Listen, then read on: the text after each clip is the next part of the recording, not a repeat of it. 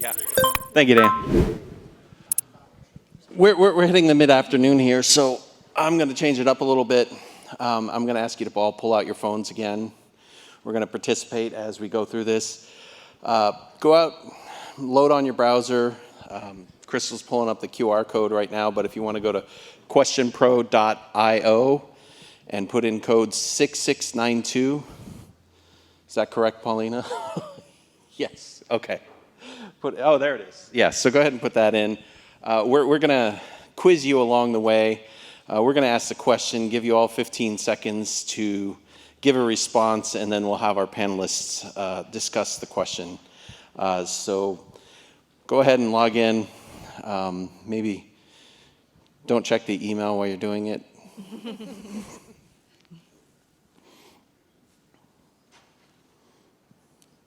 And maybe we'll just keep it a little bit lively since, I know how that 3 o'clock session works. You hitting that 3 o'clock hour, everyone's thinking coffee's up next. So we'll go ahead and jump right in if we'll switch over the presentation.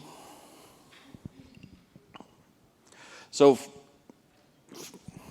first, let the panelists introduce themselves. Give them a little background, where they're coming from, and then we'll talk about linear, lucky, and lie. So I'll start to my left. Kerry, you want to introduce yourself? Sure. Hi, everybody. I'm Kerry Edelstein. I'm the president and founder of an agency called Research Narrative, and we do both consumer insights and strategy. And we specialize really at the intersection of media and technology. Kind of started out at that content companies, getting them into the tech space, tech companies helping them understand content, and then we also do a lot of work in the wireless space and public media. Hi, good afternoon, everyone. My name is Melissa Ferere. I'm a senior research lead at, this tech company that maybe you guys heard of. It's called Google. Not sure if you're familiar, but Can you spell that? Yeah. I work in Google search, so basically looking at experiences that span from when individuals are looking for professionals, companies, and things like that in or around near them, and what that experience looks like from the consumer and merchant side.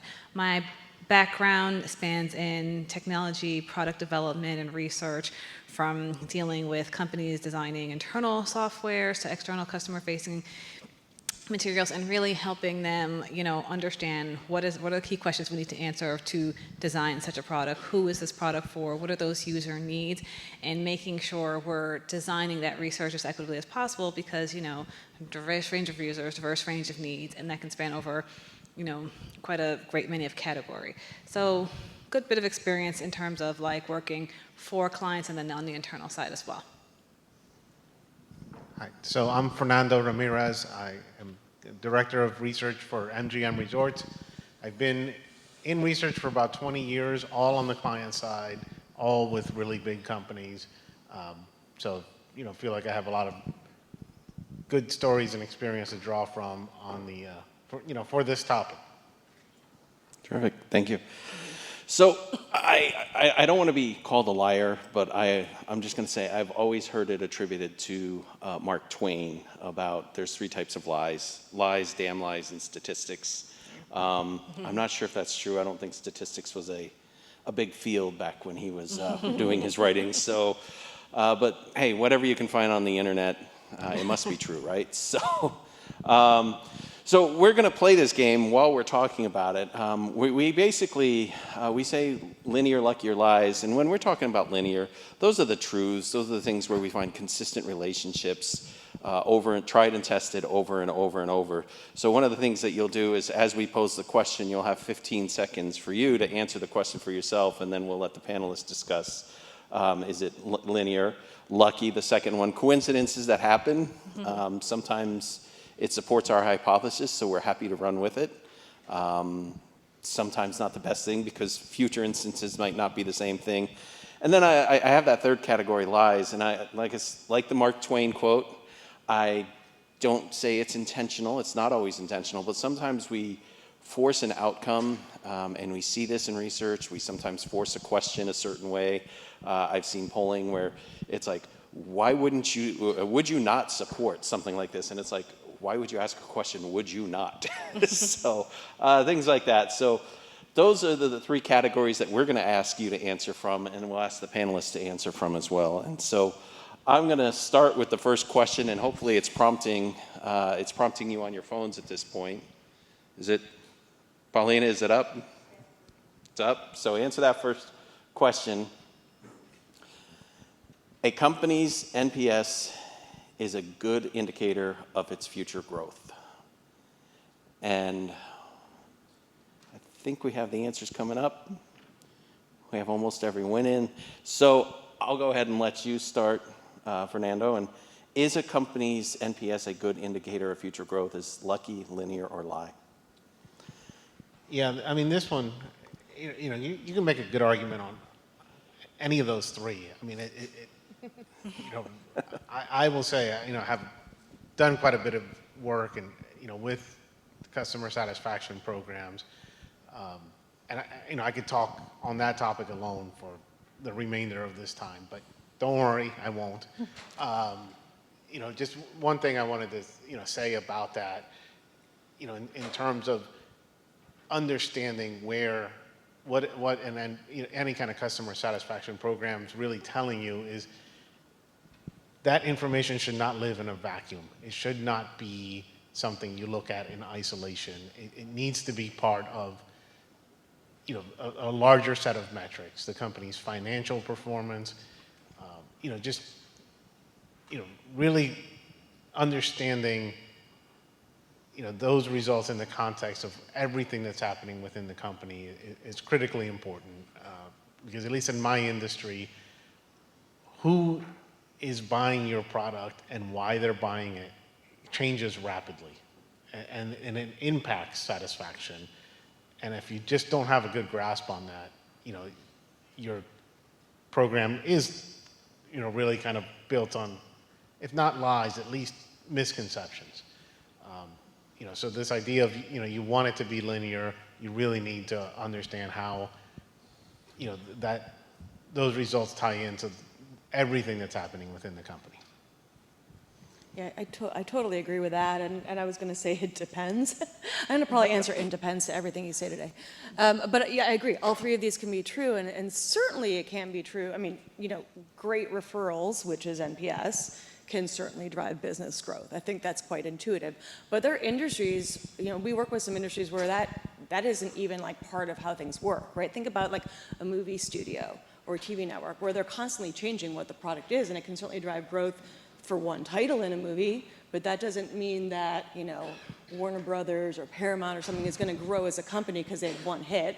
They go on to the next title, and that's completely different from the previous title. So the concept of NPS isn't even something they're necessarily going to think about because it's not relevant to that particular type of industry, but it might be in like their home video or their streaming business, for example. So I think to your point, that can really depend on the context. I would also say in my experience, it can really depend on the management team and who's behind that. So I have seen companies have really strong metrics, whether it's NPS or customer sat or anything like that, and the management team doesn't do a great job of building on that momentum and can actually even curtail that momentum.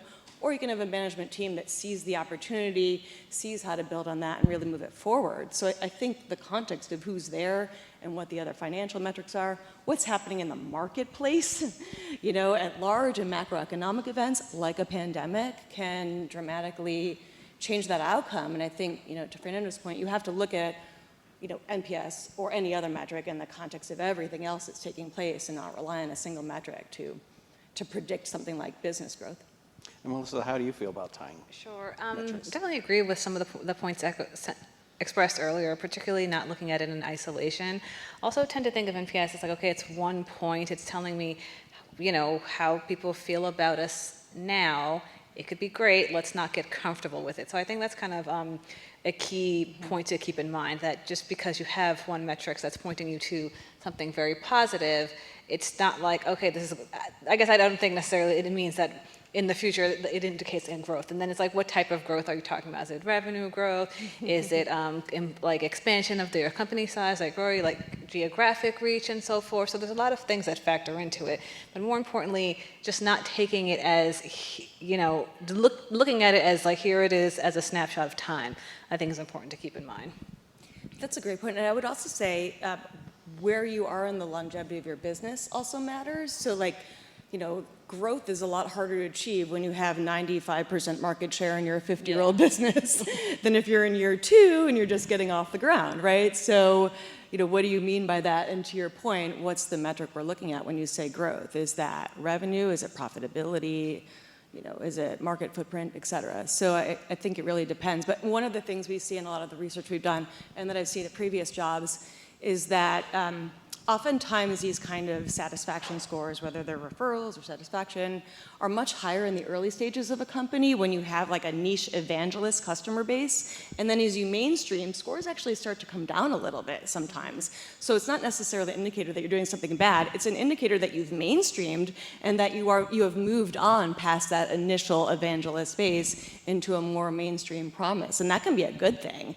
So it shouldn't be read as a negative necessarily if that drops a little bit. Yeah. Thank you. And Kerry, this next one's for you. Oh.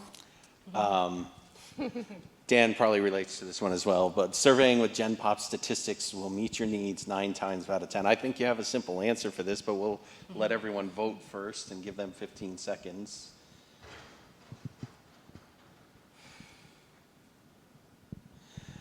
And I think, I think it's important when we talk about balancing population and when we're doing surveys.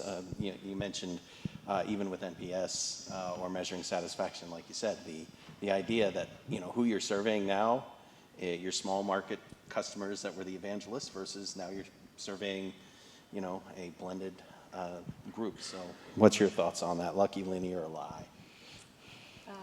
Well, it depends what you're trying to do again, right? So I would say for the most part, if I have to pick from those, I would say probably closest to lie.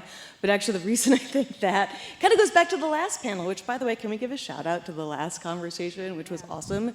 I don't take notes in all of these, but I have like 3 pages of notes from that Q&A. So that was really awesome. I'm excited to read that report. But think about something like, a business goal to embrace diversity and inclusion, to grow your footprint into underserved customer bases and audiences in the case of media. A Gen Pop study would be absolutely the wrong thing to do. You actually need to oversample those populations to understand and to be able to look at the details within any population. So it's very easy to say, the Black population thinks this, the Hispanic population thinks that. There are differences by gender within those populations, by region. There's intersectionality. So you aren't going to get that from a Gen Pop study in general. The other thing I would say is that a lot of times when I see places say they've done Gen Pop, they actually haven't really done Gen Pop because they might have, so say, for example, they might have 50% male and 50% female, but when you actually look underneath the hood, you find out that their males skew older, or their females skew younger, things like that. So it's actually not really representative of the population. So I think a lot of things that are considered Gen Pop samples actually haven't really mapped to census, or the general population, by the way, might not be census. It might be, a local regional market. It could be a specific type of target audience or customer base that isn't actually reflective of census. So I think this idea of Gen Pop is very easy to say and actually pretty hard to execute. And Melissa, I think most people would say, oh, Google, they have the entire population. But there's certain populations underrepresented there, right?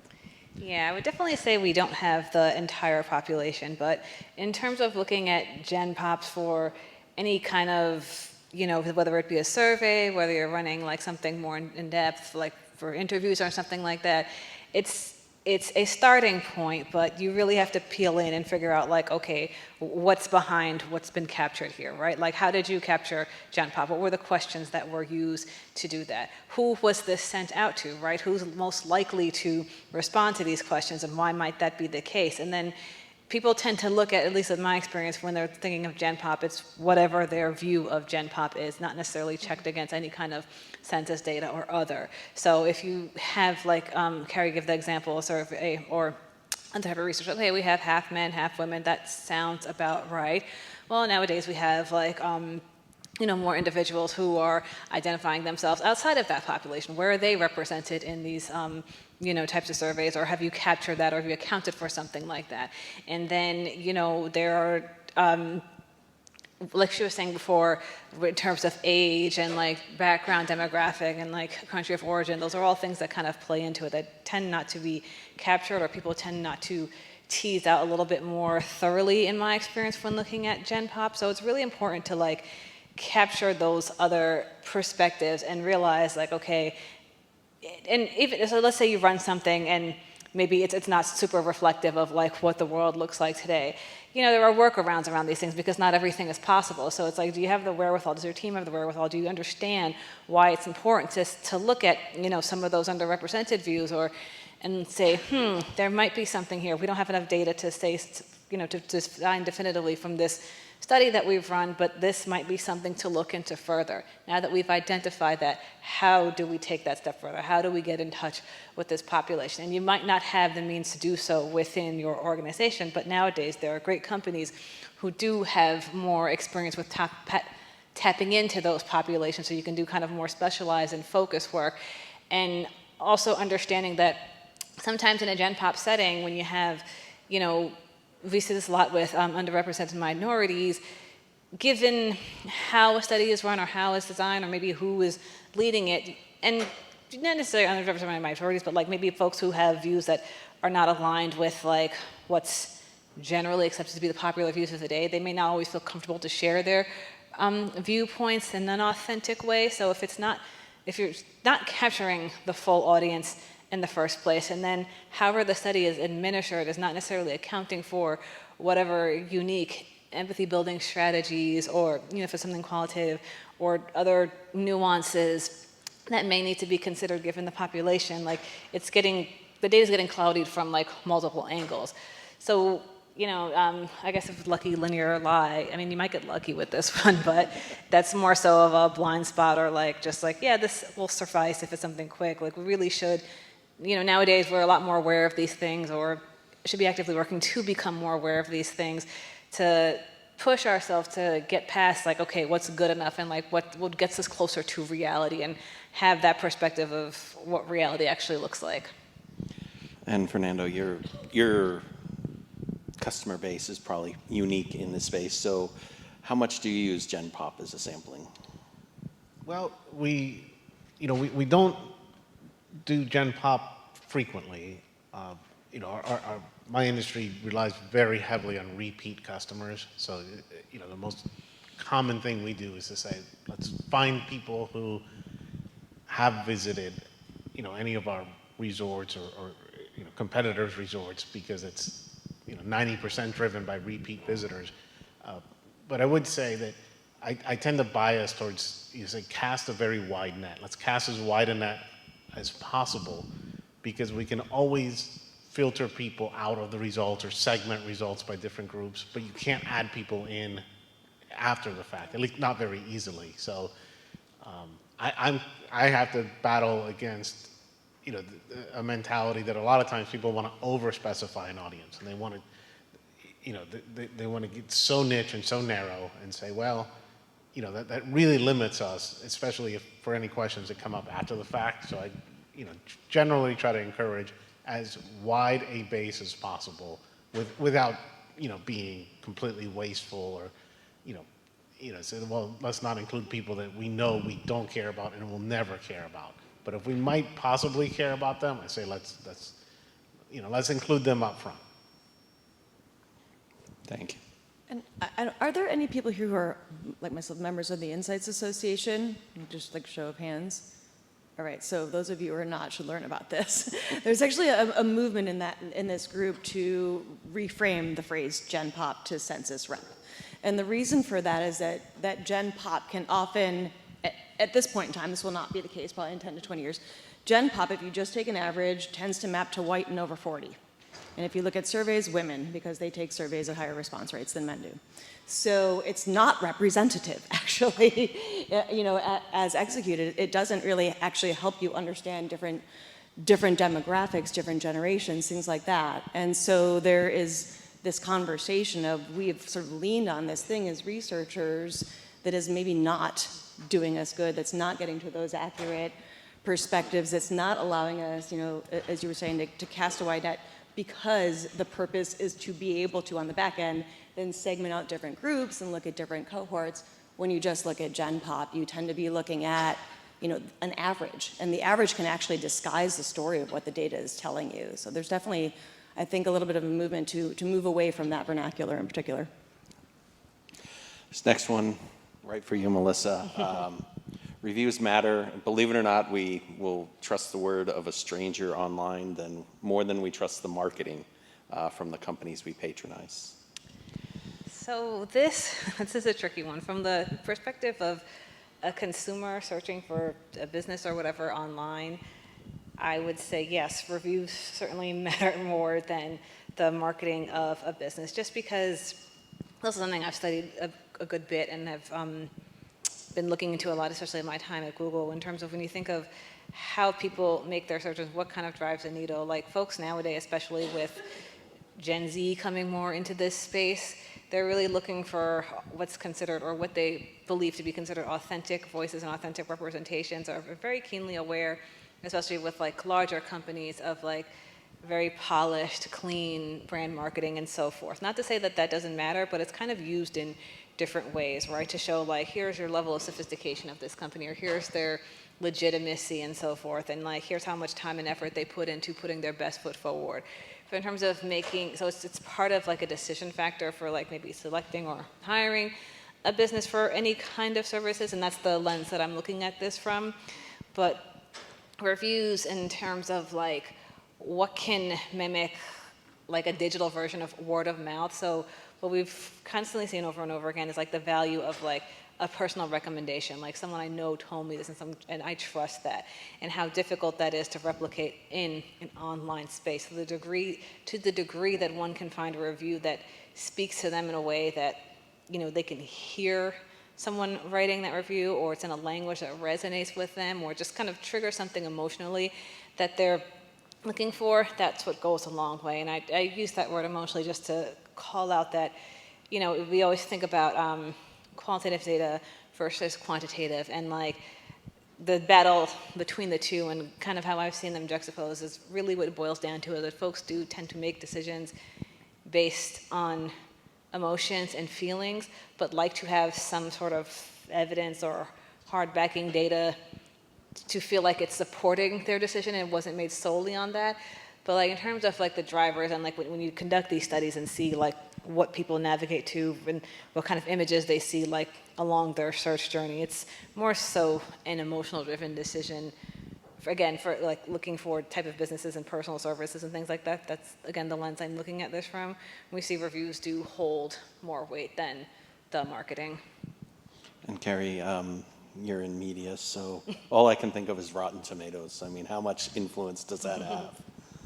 It can have a lot. I actually think reviews are part of marketing. I don't think of them as being separate. So if you think of the marketing funnel, and that's a very traditional way, because I think marketing can be cyclical, where referrals are at the end of the funnel. But if you think of this, awareness into consideration and research, and then purchase, and then referral back to awareness, right? And that cycle, reviews are a piece of that. They're usually at the consideration stage. And what we have found, whether it's Rotten Tomatoes or otherwise, is that they are a path to people knowing what they're getting into, and a level of detail that paid marketing can't afford to get into. So you might see, like in the wireless space, for example, people want to know how something's going to perform in their neighborhood. We're not going to have like a media campaign running on TV or Hulu or something like that talks about like your zip code. That's like way too detail oriented. But they can go to reviews and understand how is this going to work and know what they're getting into. And I would say the same thing is true with like Rotten Tomatoes or a movie or something like that. That you know what to expect, and helps you understand, set your expectations for what this is going to be, so that you can move through that marketing funnel. So I don't think of reviews as sitting separately from marketing. I think of them as being part of the marketing strategy. Kerry, let me clarify. Just to say, when I'm talking about reviews, I'm thinking of, I guess, this is perspective as like a consumer-provided review versus like marketing that's given by the company. So that's just a little distinction that I'm making there. So yeah, absolutely. I understand what you're saying is like thinking of them as both a part of like that marketing picture, but in the lens that I'm looking at it from, that's how it's distinguished. So just to clarify. Yeah, no, absolutely. One of the things we do see, and separating out like movie reviews can be like professional reviewers, or to your point, they can be consumer reviews. Both of them are on Rotten Tomatoes actually, but you know, think of something like Yelp, which was brought up earlier today. One of the things that's also true of that is that reviewers, people who put reviews online, tend to be people who are really happy or really upset. So one of the things we often see in working with clients is that if we ask satisfaction to a customer base, most people are like kind of in the middle. But like, how many three out of 5-star reviews do you see on Yelp? Like close to none, right? You see a lot of 4 and 5 and a lot of 1 and 2, but the people are like, it was fine. They don't take the time to give a review. So that's why I think, you know, from a customer perspective, like you were saying, reviews tend to be more part of like the consideration set, so that people understand pros and cons, and they might look at a 2-star review and still decide to go because the thing that was negative isn't something they're worried about necessarily. Like, oh, that's not my pain point. And if you attended my CX reputation discussion earlier, I have the woman in the red dress, the looking boyfriend, and I always talk, you know, I joke about it. It's like, oh, you could have 1,000 5-star reviews, but you could have 5 1-star reviews, and you know, everyone's looking at those 1-star reviews going, what's up? So what kind of battle is that for you in your space, Fernando? So in my space, you know, we have the marketing, you know, department or those folks that they generally, you know, their ideal is they want all, you know, top or 5-star reviews. Like that's what they feel like we should be striving for as a company. But, you know, to Kerry's point, I feel like it's really more about, you know, what is, let's set a realistic customer expectation. Like the point of the review community is exactly so that people know what they're getting into. It isn't, you know, we shouldn't be striving to have some inflated, unrealistic expectation of the experience. You know, because then it becomes like self-correcting, right? If you fool people into believing that your, you know, a particular product or offering is 5 stars when it really isn't, then you'll get hammered on the, you know, you'll get a huge influx of you know, those negative reviews because people will, you know, say, well, you tricked me into, you know, or this was not, you know, what it was promised to be. So I think in my space, it's a lot of, you know, just trying to help people say understand what really is the true value of the reviews and how to be okay with negative or critical reviews if it really was representative of the experience. Yeah. So we're going to do a quick lightning round here. I'm going to actually start with you, Fernando. I've got a question that I really like. I've heard this since I've been a young child. The first time I went to Vegas, casinos position the loose slot machines near the doors or the ends of the aisles to prove to people you're winning.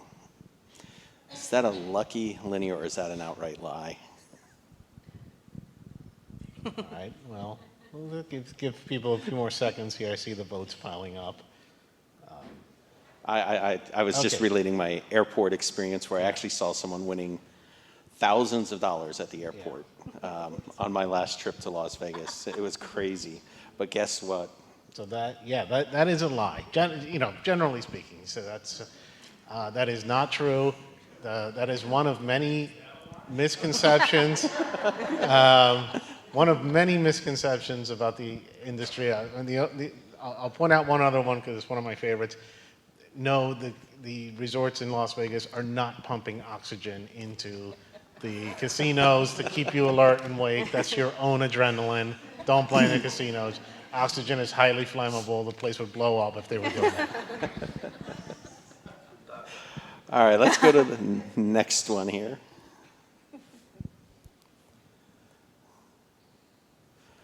Employee experience drives revenue and profit. Sonia, this one's just for you. Kerry, we'll ask you to jump in on this one. As soon as we get that meter all the way up. Keep voting. Yep. Keep going. Terrific.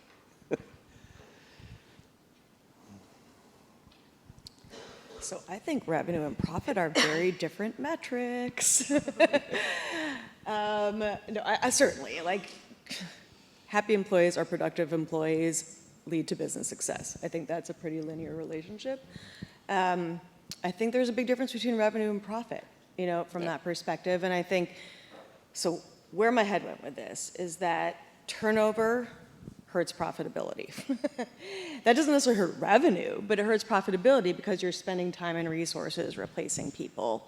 So I do think of those a little bit differently, but I certainly think there's a relationship between happy, productive employees, like we were talking about in the last panel, and their ability to create a successful business environment from a financial standpoint. Next one. Customer effort score is the biggest driver of loyalty and disloyalty.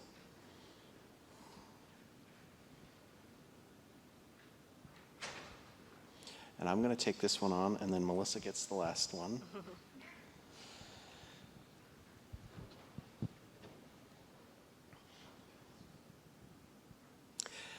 And I tend to say it's a lucky coincidence sometimes, because when you talk about customer effort and the things the customer has to go through to do business with you, just like any of the topics we've talked about today, it depends on the organization you're dealing with. If you're going to a grocery store, that effort better be very easy, very seamless, very painless. When we talk about traveling, I mean, I just got here, what is today? Today's Thursday. No, I got here 2 days ago, sorry. You can see my effort was high in getting here because it took me 14 hours to get here from where I was traveling. So, you know, it's an overnight flight, a connection, and you sort of expect it. So there are some things that, you know, even if that effort is high, it's not going to impact loyalty or disloyalty. So, one more here. I get survey invites all the time and only respond when angry.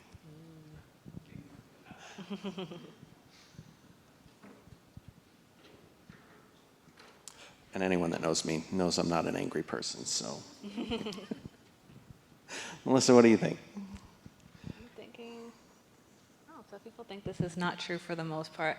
I think, I don't know, for survey invites, I think anger could influence the response rate. I don't think it's the main driver, but in my consulting life, what I've seen get good responses is more so, to be honest, like the time of day, like if you're like doing kind of morning and middle of the week type of thing, and then also what kind of incentive it is. So something offering like 10% off really doesn't do much for folks, but you know, a bigger incentive like a monetary reward or something like that, or like an invitation to do something tends to drive responses. Free cup of coffee about this time of day is a big incentive. Yeah, it drives responses more so than like anything particularly pointed or angry. Because I find that like the angry folks will find they'll find some way somehow to share that type of feedback, whether it be a review or other, but like they're not necessarily waiting for the invites, like sitting there like, man, I had such a terrible experience.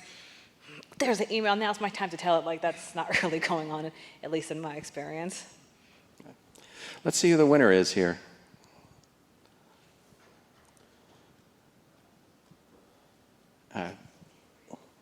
Lisa, raise your hand. Good job, Lisa. Give her a hand.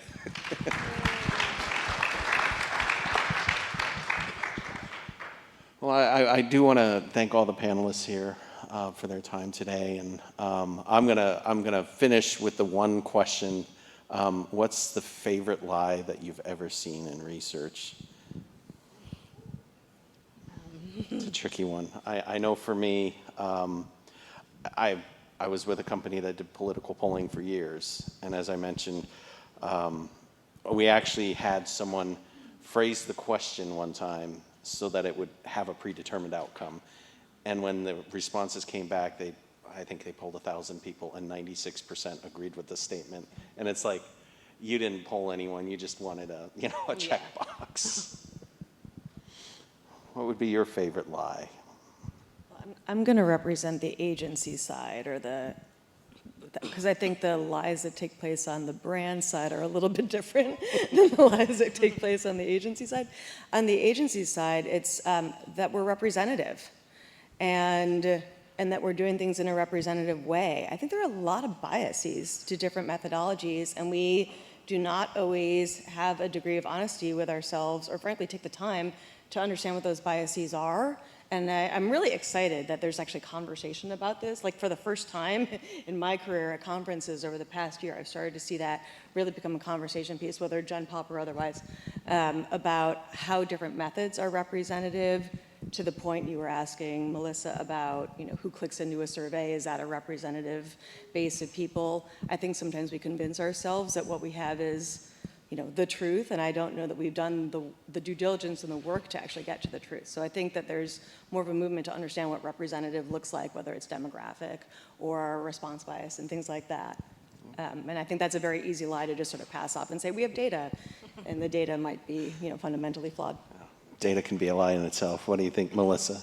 Yeah, that's a great one in terms of like just kind of ignoring some of the shortcomings or miscomings of different processes and convincing that like, yes, this is bias, or this doesn't have any bias, or we've completely, is representative enough.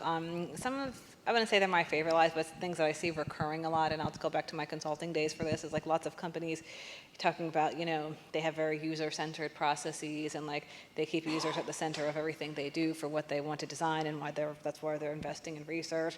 In reality, it's kind of like we have a preconceived idea of what we want to do, so design a study that helps confirm that for us so we can get the budget to create this. And you see that a lot. And then another funny one from more so when I was serving banking clients is just like the massaging of numbers to be massaging of numbers and metrics so that said bank could appear to be number one in positioning themselves to clients. So it's like, you make a league table of like, okay, who had like the most representation for like certain like iBanking deals within a certain class of clients, and like I remember they were number 2, and they're like, no, you have to make us number 1. I was like, well, the numbers don't say that. And they're like, well, make them say that. I'm like, this is quite a conundrum. 96%. So, yeah, you want 96%? yeah, right? like things like that very much happen and put you in an awkward position, especially in your early stage in your career. You don't know how to necessarily fight back on that, but it's definitely like, don't always believe everything you see, because there's definitely massaging of numbers in that. It's like research to confirm, not research to learn. Mm-hmm. Yeah. And Fernando, 30 seconds on yours. Yeah, my favorite lie is when I present results and anybody says, I already knew that. Oh, yeah. Yeah. Yeah. The simplest and the most false. Well, I want to thank all 3 of you for joining me. Sometimes getting up here and talking about these topics, and which can be controversial in research, sometimes can be uncomfortable, and they handle it like pros. And thank you very much, and we appreciate you joining us. And Thank you. don't forget Thanks to for see me having out us. there at the CX table. And if you didn't see that presentation about the woman in the red dress, I can show you that slide, and you'll understand what I mean. So thank you. Thank you. Thank you all.